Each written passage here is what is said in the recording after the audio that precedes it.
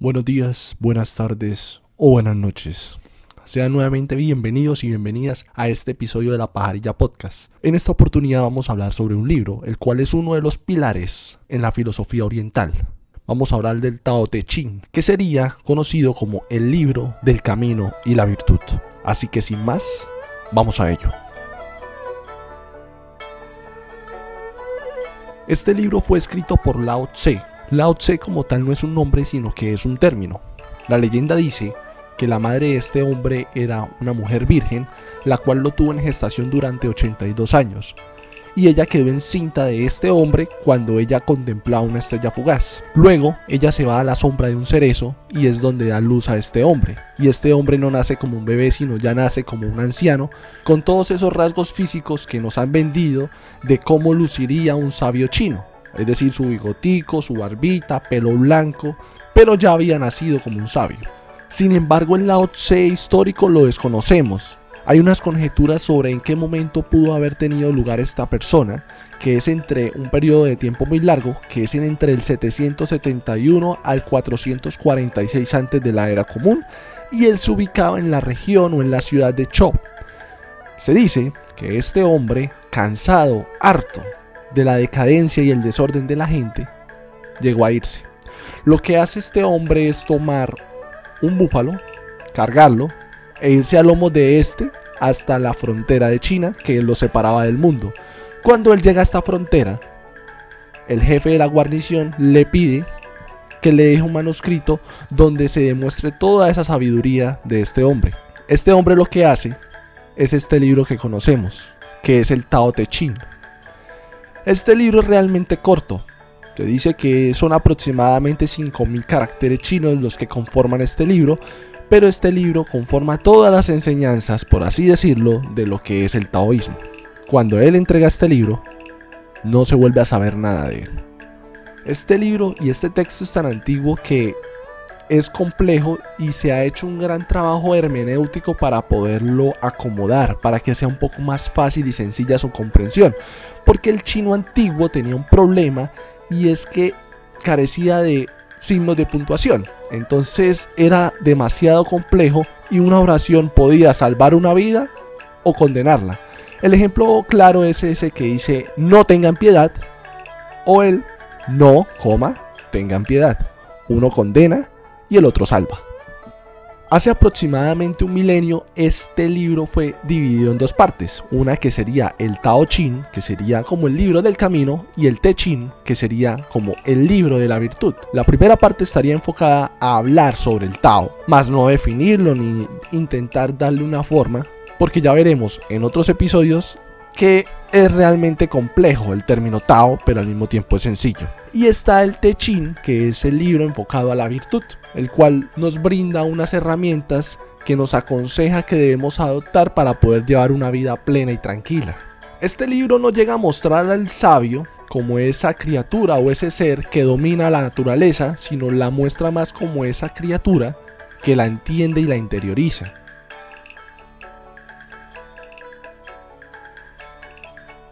Y todo el mensaje del Tao Te Ching se puede resumir en los siguientes puntos.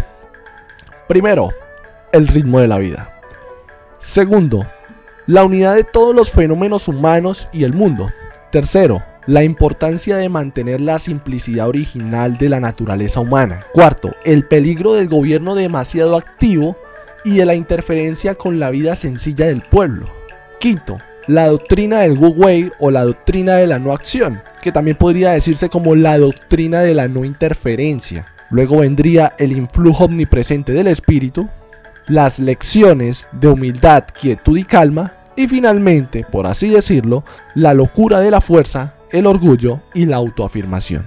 Estos serían básicamente los conceptos que conforman el taoísmo, que se encuentran principalmente en el Tao Te Ching. Y hay otro libro que también trabaja el taoísmo, que es el libro del Zhuangzi, del cual hablaré en otra oportunidad. La cosmovisión de esta doctrina filosófica tiene tres fuerzas fundamentales.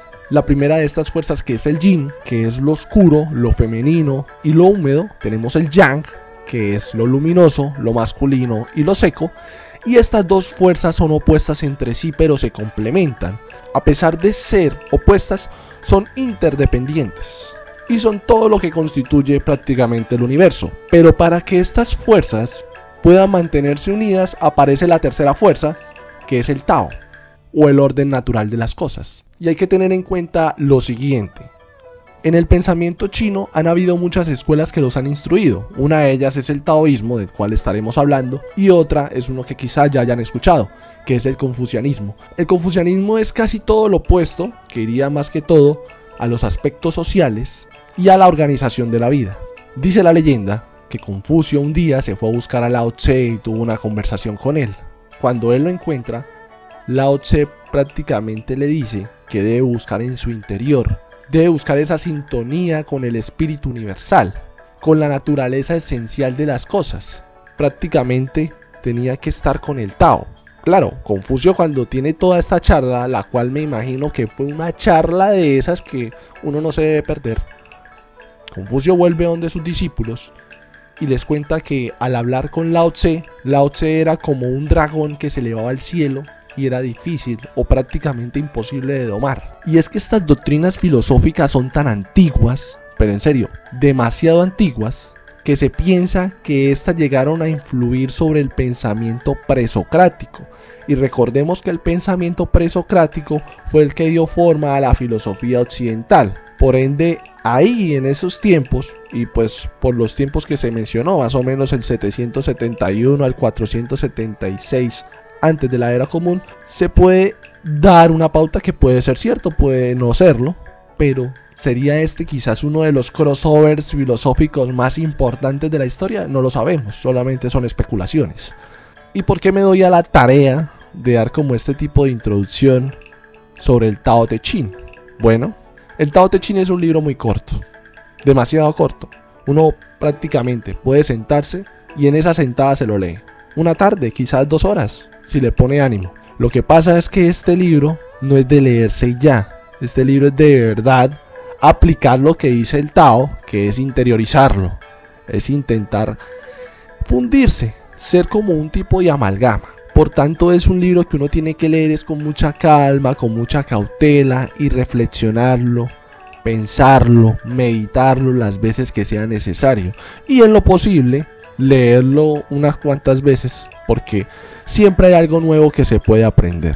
Así que en esta serie de episodios lo que vamos a ver es varios de esos puntos que se mencionaron sobre lo que es el taoísmo y sobre esas doctrinas filosóficas y sobre todo ver qué nos puede servir, ver qué podemos aplicar, ver qué podemos aprender. Y quizás se puedan encontrar cierto tipo de soluciones o prácticas que puedan solucionar los problemas que están afectando al individuo moderno. También con el objetivo de ampliar un poco más el conocimiento, tener otras opciones, tener nuevos horizontes, entender otros puntos de vista y sobre todo estar un poco más tranquilo. Así que esto es corto, dejaré hasta acá. Seguiremos, claro que sí, hablando del libro y viendo un poco de cómo es la doctrina filosófica, cómo es la cuestión de la no acción, que es fundamental, a qué se refiere cuando se habla del Tao, porque esta filosofía se conoce como la filosofía del flujo y cómo esta nos puede permitir, por ejemplo, ser mejores líderes y también ver cómo un gobierno, por sus acciones o no acciones, puede llegar a perjudicar o beneficiar al pueblo. Realmente es un libro que intenta abarcar muchas cosas. Así que nada, dejaré hasta acá. Les recuerdo que La Pajarilla Podcast se encuentra disponible en YouTube, en Spotify, en Facebook e Instagram.